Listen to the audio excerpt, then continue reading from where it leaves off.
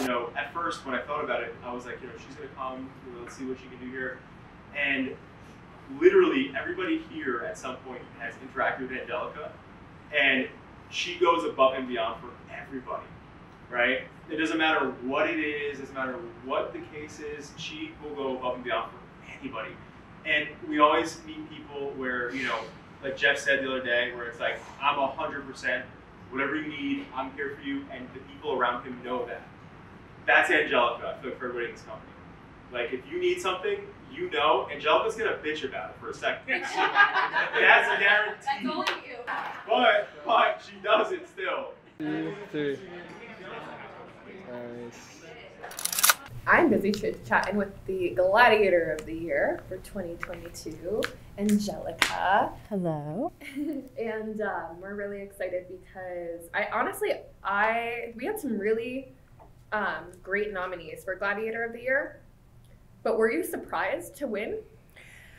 Honestly, yeah. Really? I mean, who wouldn't be? You were MVP like 60% of the time last year, I felt like. I know, and truthfully, like taking a step back, like looking back at it, if I didn't win, a thought that I had was like, wow, that was kind of like a slap in the face.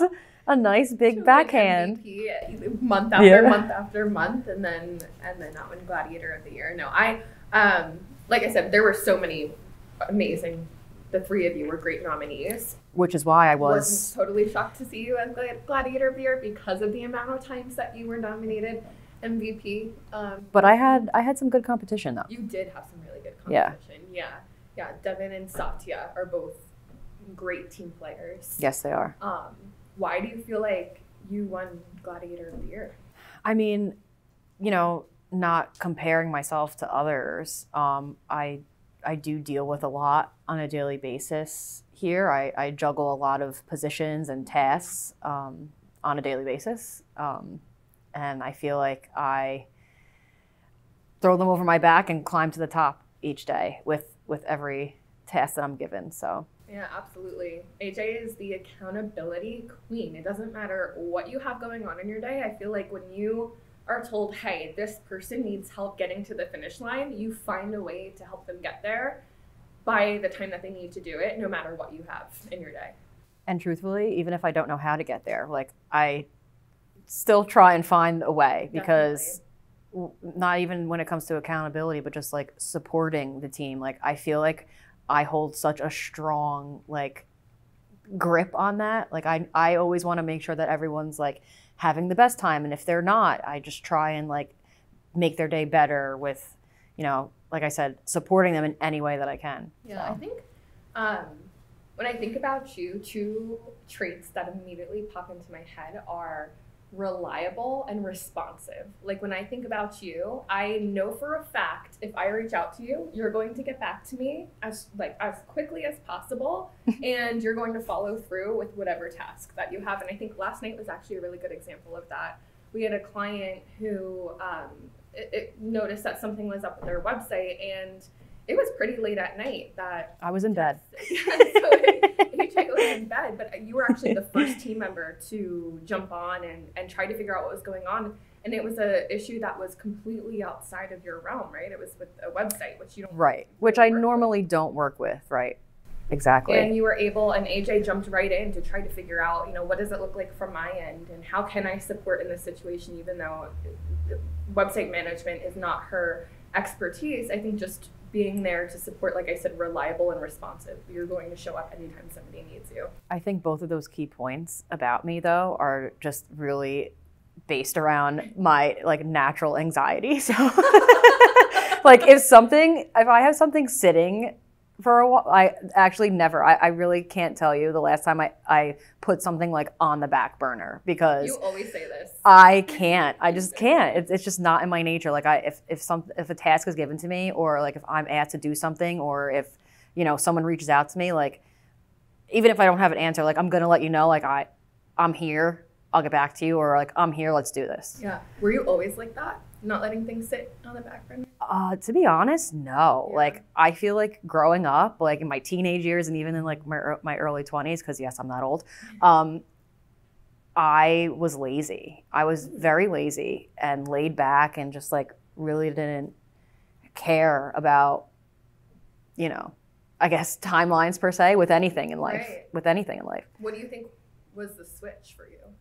I don't know. I guess, you know, I'm just older and wiser. I hate saying that I'm older, but it's true because if you think about it, 10 years ago I was 22. Mm-hmm. 10 years ago was not the me now. Right. What advice would you give to your 22-year-old self? Oh God. Where do I start? All right, so everyone take notes because it is about to give so much advice. Honestly, just don't. Here I am saying, you know, I was very lazy and put things on the back burner, but just like, don't wait for anybody. I felt like a lot of my younger life, I was always like, I was more or less a follower. Never really the leader type. Interesting. Because you're such a leader now. I know, isn't it? Like, literally total. When people say 360, a 360, you would pretty much start and then get back to where you started. Like, I'm not, I did a 180. Like, I'm on a totally different level of life and thought. And yeah, looking back, like today is my 3-year anniversary at Adapting Social. How crazy is that? To the day. To have this podcast. Literally. To the day, 3 years ago. And then the beginning of COVID too. That's another story for another day. But even myself 3 years ago, like talking about 10 years ago, no, I'm talking about 3 short years ago, I was not the same person. Yeah, you've grown so much in Adapting Social. Where do you think you've grown the most since being here? Definitely professional, like in my professional self. I've learned to just, and you could attest to this too, like when I first started here, like accepting and just even taking in feedback was like, I just had like this block up, like this wall, like, nope, you can't tell me like not necessarily what to do, but like you're telling me, hey, fix X, Y, and Z. And I'm thinking to myself, well, I don't see anything wrong with X, Y, and Z. Like, so definitely I'm way more receptive to feedback than I was. That's good. Yeah. That's life-changing. It literally is. Right? It literally is. That definitely plays a big role, like in my professional and self-development too. Like, cause I even try to do that like with my personal relationships too. Like if someone, or even just like giving advice too, or whatever. Yeah, that's so impactful. And that's something that not a lot of people, I think it's easy to, your ego gets bruised when you get feedback sometimes, right? Yeah. And I think being able to separate the idea that someone's not giving you feedback to hurt you. To hurt you. It's to help you grow. And also, you know, Sam always says something along the lines of, if it doesn't apply, let it fly. Like, oh, I like that. Yeah, she always says that to me. Like, if it doesn't apply, let it fly. Meaning, like, feedback from anyone is valuable, right? But you choose how to implement the feedback. For sure. So let down your guard and be self-aware, but also know that multiple people can have multiple opinions about the one piece of feedback that they're giving you. So be open to all of it. I always say 4 eyes are better than 2. 4 eyes are better than 2. And not talking about you, honey. But I mean, like, you know, 2 minds are better than 1. Right. Absolutely. Yeah. Absolutely. Yeah. You see what the other has blinders to. Yeah. 3 years, I cannot believe that. It feels like I blinked and 3 years passed. Well, a year and a half of that, maybe even 2 of the 3 were like COVID time. So those don't count. No. So technically this is my first day at Adapting Social. But yeah. We're back here again at the office. Yep. AJ's first day was our last day in the office. Yep. She, when you had applied, it was a fully in-person role. We were all in the office. Front desk administrative role. Right. And then simple as could be. In a matter of hours, it changed. Literally. I don't even. You were kind of thrown into a whole new position that you had to pave the way for over the past few years. Yeah, definitely paved the way.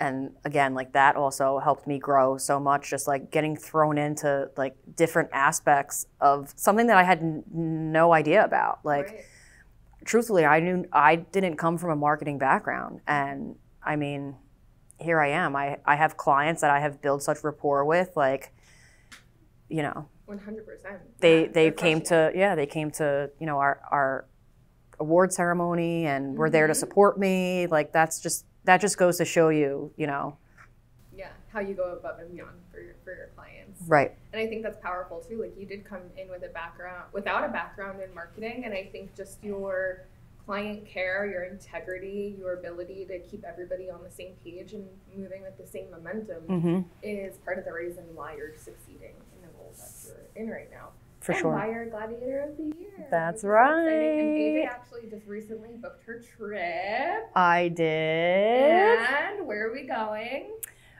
We are going to, Drum roll, please. drum roll. I'm actually very excited for this. I'm actually embarking on a solo trip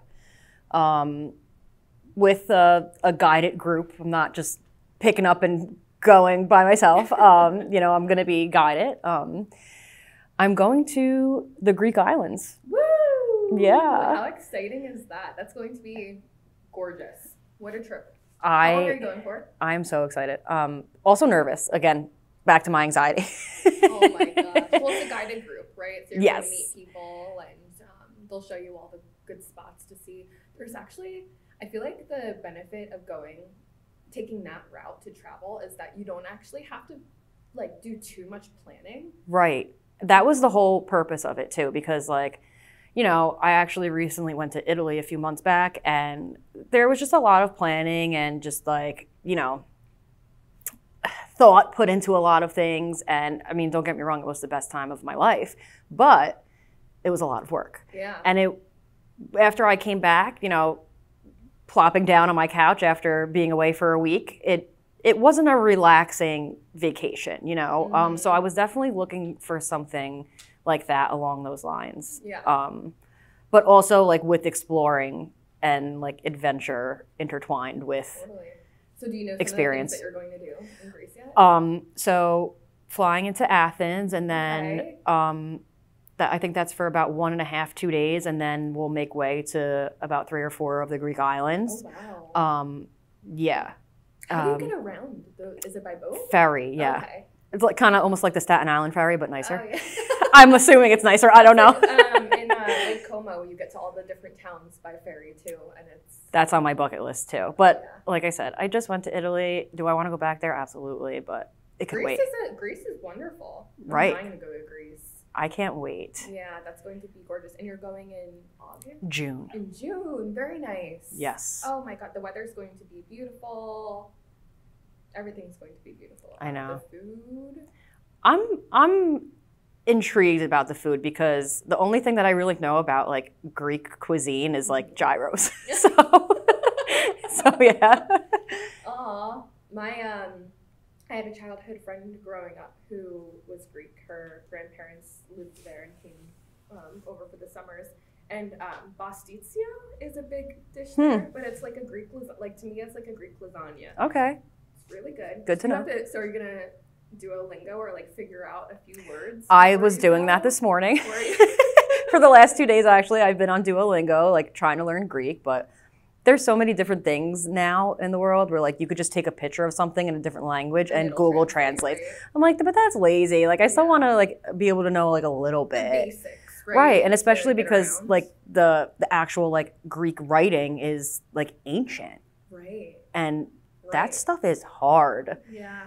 I was looking and I'm like, oh my gosh, what am I going to do? If I see a street sign and I don't know where I'm going. Because when I was in Rome, I was literally just on Google Maps, walking with Google Maps. And that's how I made my way around. But it was easy. It was very streamlined. But with that, it's it's not. It's different. Right. And learning that, it's definitely something that I'm going to push myself to do before I go, even if it's a little bit. Right. Like I said, introduce yourself, maybe order a coffee at a cafe. Yeah, there you go. Ask where the bathroom is. Gyro.